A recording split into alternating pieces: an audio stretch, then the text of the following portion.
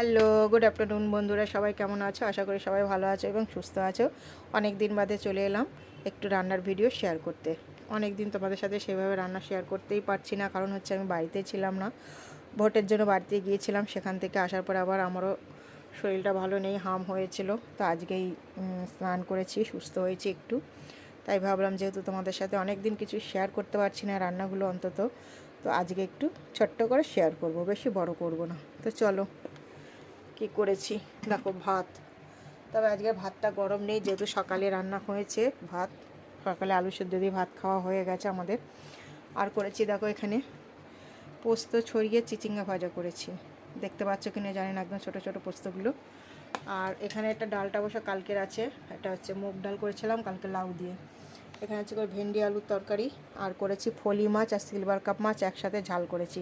যেহেতু হামের পরে স্নান করার পরে আমাদের সেই দিন ফলি মাছের ঝোল খেতে হয়, তোমাদের মধ্যে কি খেতে হয় কি না জানি না, তবে আমরা খাই। তো সেই কারণে ফলি মাছ অল্প একটা মাছ এনেছিল, 4 পিস হয়েছে সেটা, আর তার সাথে কিছু সিলভার কাপ মাছ দিয়ে এটাই আদা জিরে বাটা দিয়ে টমেটো দিয়ে ঝাল করেছি। তো দেখলে এই রেসিপিগুলো কেমন লাগলো অবশ্যই কিন্তু কমেন্ট করে জানাবে। ভালো লাগলে একটু লাইক কমেন্ট একটু শেয়ার আশা করি তোমাদের থেকে। অনেক অনেক ভালোবাসা রইলো। সবাই ভালো থেকো, সুস্থ থেকো। টাটা।